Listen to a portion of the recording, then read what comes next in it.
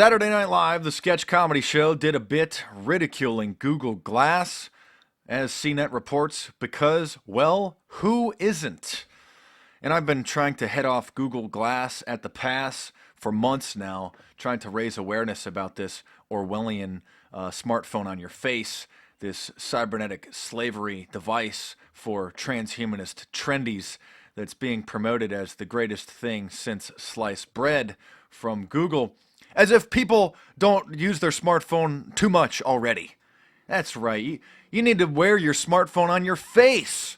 People's faces aren't buried in their smartphone enough.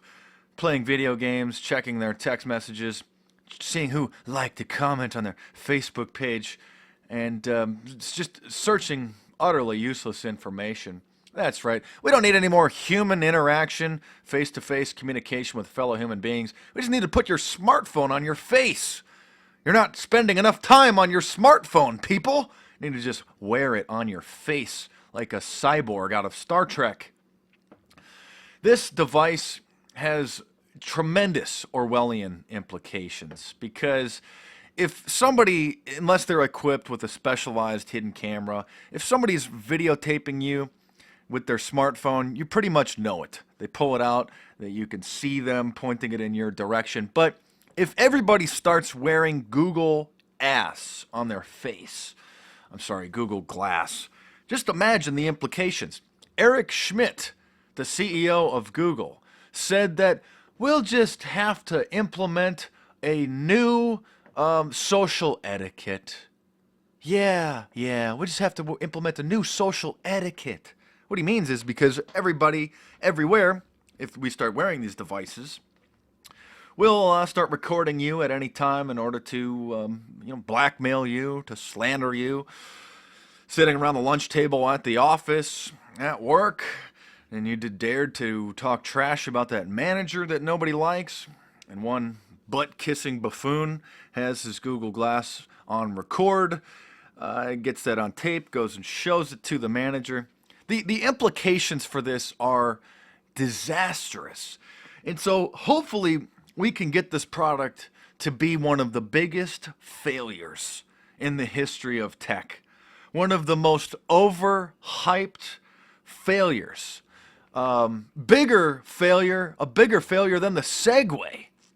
Remember years ago, some of you do, I'm sure, as Segway was being reported right before it came out, it was going to be the biggest tech revolution ever. It's going to change everything. And it was a total flop. And the Segway owner, the millionaire tycoon, Jim Heselden, died riding his Segway over a cliff. I'm not kidding you. The man who owned Segway, the company, was driving his Segway and drove it over a cliff and died. Very symbolic, kind of an omen about what happened to the dream of everybody riding a Segway. That's right, because we don't have an obesity problem in this country, do we? Let's just get everybody to stop walking down the sidewalk and let's have them ride their own personal little go-kart. That'll certainly make things a lot easier. Then everybody will look like a big, fat blob like the people in the film Wall-E, who are seen here basically wearing their Google Glass. Look at these fat blobs. These are your average Americans. Your average American is obese. I mean, that's not just a little bit overweight. That's not just kind of letting yourself go after you get in a relationship, packing on a few pounds, eating a little too much pizza and ice cream. No, obese is like disgustingly fat, like enormous, like 30% overweight. It's incredible. Just keep drinking your high fructose corn syrup flavored water, people. Ooh, oh yes, Pepsi is so good. Oh, good. Oh, Beyonce and Nicki Minaj guzzle Pepsi. Oh, I'm gonna drink that too, because I'm a mindless Pavlovian dog. I've been brainwashed by the mainstream media. Google ass has been banned in bars, strip clubs, movie theaters. There's probably going to be ordinances banning Google ass from everywhere we go. I mean, as if, people look like douchebags enough when they're wearing their Bluetooth device. Obviously, if you're driving a car or something, you need to wear a hands-free headset. But, when people are walking around wearing their Bluetooth device, so, especially when they first came out, remember how, oh, look at me, I'm so cool, I'm so tech-savvy, I'm wearing my Bluetooth headset, I'm talking on my cell phone, I'm walking through the grocery store, I just, can't get away from it, I just can't make this call later, I need to show, hey, look at me, I'm so tech-savvy, everybody. So there's a new brand of douche. It's called Google Glass. I think we should publicly ridicule anybody seen wearing this device in public. Anybody who's seen wearing Google ass on their face, I think we should just walk up to them and just start repeating over and over. You're a douchebag. You're a douchebag. Hey, douchebag. Look at you, transhumanist, trendy douchebag. You're a douche. You're a douche. You're a douchebag. Scumbag. We should shame these people to put their Google ass on in their own house. If I see anybody wearing Google Glass out in public, I'm probably going to make a YouTube video about it. I'm going to pull out my cell phone, and then I'm just going to start ridiculing them. I'll put that video on YouTube. I think we should make a trend of doing that. That's right. You don't have your face buried in your smartphone enough. You need to just put it on your face. And then, of course, Google Glass has already been hacked. And, of course, the NSA is just going to love the fact that they can see and hear everything that you see and hear. And then the next step is plugging in a neural interface into your brain. I wrote about neural interfaces in my 2005 book, The Resistance Manifesto. For 99% of people have ever heard of a neural interface or a BMI, a brain-machine interface. Now we have scumbags like Ray Kurzweil, this transhumanist, trendy, planning and working towards this goal of wiring in the internet into your brain. They say by 2045. I mean, we got like companies like Intel that are working towards it. We already have BMI's neural interfaces built that people can think and a cursor will move and they can click the cursor. And then the next step is to just wire the internet right into your brain and say, oh yeah, that's great.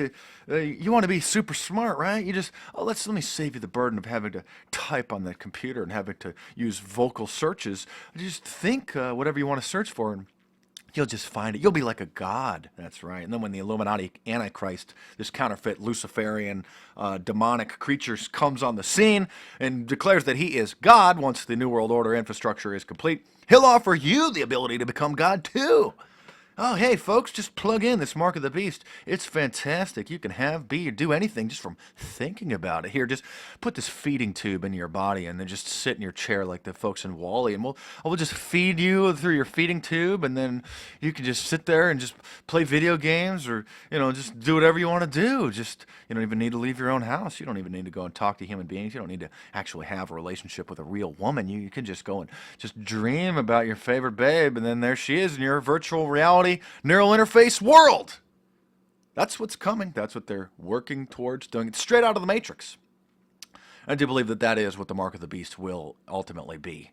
It's going to be hard for many people to resist, and the people who do resist, us, in the Resistance Brotherhood, we will be seen as primitive, like aborigines in a modern day world. Oh, what's wrong with you? Poor, oh, you guys just don't want to keep up with time. Oh, you poor technophobes. Oh, you look at these poor Luddites. Look at these little human beings. No, I want to be a transhumanist. I want to evolve from a human into a god. Yeah, that's what they're going to tell you can do. Oh, here you can fulfill your true potential as Satan wanted you to be. Now you can become a god. You can see and do and be anything you want to just from thinking about it. Yeah, just plug this feeding tube right into you in here. Oh, it's okay. Oh, wait, what? You saw the Matrix? You said this is ultimately going to be used to enslave you? No, don't worry about it. It's a lot of fun. Here, just plug this into your head. I promise you you'll enjoy it. Yeah.